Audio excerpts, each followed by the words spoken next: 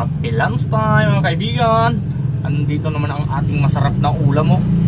Burger to mga kaibigan. Yung buy one take one na regular burger. 36 pesos lang to mga kaibigan. Dalawa na, no? May merienda ka na, may tanghalian ka pa, tipid pa sa kanin, no? Kasi kunting kanin lang yung binaon ko. Kasi sabi ko, bibil lang ako sa yung mga nagtitindi sa gilid na mga burger na mumurahin. Ganyan lang tayo pang nagtitipid, 36 pesos lang. Sarap. Nom nom. Nom nom. The best mga kaibigan. Ito itong ulam mga kaibigan, burger to eh. Mas mga makakamura na tayo dito kaysa bibili ka ng mga karne sa eatery, 60 pesos mo, 50 pesos o kunti pa, hindi pa masarap minsan. Ito masarap talaga mga kaibigan, burger eh.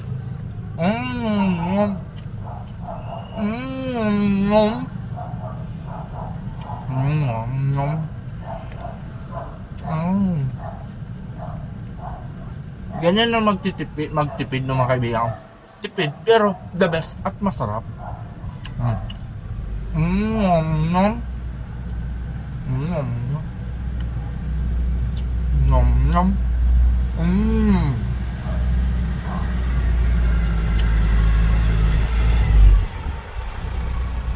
Para sa akin mga kaibigan, special na to.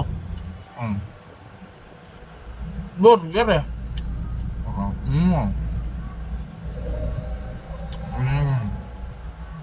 Practical lang tayo mga kaibigan. Di mamaya hindi na magme-merienda mga kaibigan, kaya tipid na tipid. Busog ka to dumax dito mga kaibigan. Kahit ito lang ang dalawa, tanghalian na to eh. So the best pa rin dapat may kanin.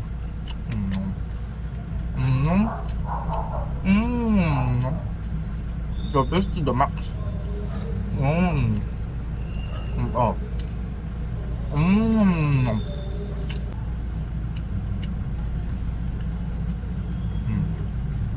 Kaninang umaga mga kaibigan, magang umaga pa lang, bumili na ako.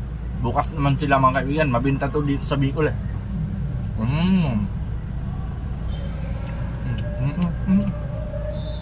Kaso di na siya mainit mga kaibigan. Pero okay na ang lakas mga kaibigan kahit hindi mainit. Ang main ko talaga dito, main goal ay makatipid. Puro lang tipid ang nasa isip ko mga kaibigan. Tipid pero busog.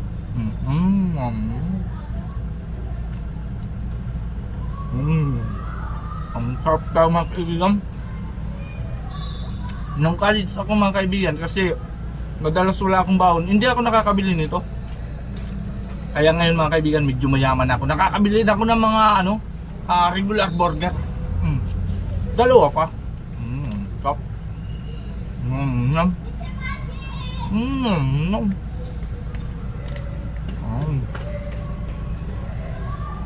Try nyo na to mga kaibigan, huwag kayo magpapahuli para hindi kayo mapintuan. Pag ulam kayo ng ganito, kaso hindi kayo sanay sa ganitong mga pangmahirap na burger mga kaibigan. Baka gusto nyo yung mga double burger, mga malaki, big burger pa tawag doon. Sa akin ganito lang pinagsasabay ko na yan, tanghalian at merienda. Mahirap lang ako mga kaibigan eh. Mababa ang sahod ko dito sa trabaho. Pinagkakasya ko lang yung budget sa araw-araw na gastos. Ang sarap. So naman tayo mga kaibigan sa ating tanghalian. At maraming salamat pa mga kaibigan sa sumusubaybay sa atin bilang isang manggagawa dito sa Pilipinas mga kaibigan. Masaya ako na meron pa rin sumusuporta sa mga ginagawa kong video kahit papano mga kaibigan. Huling subo na to mga kaibigan Huling subo para sa tagumpay at pagtitipid ngayong cut off. Parang ubawat ang budget natin sa sunod na sahuran. Maraming salamat.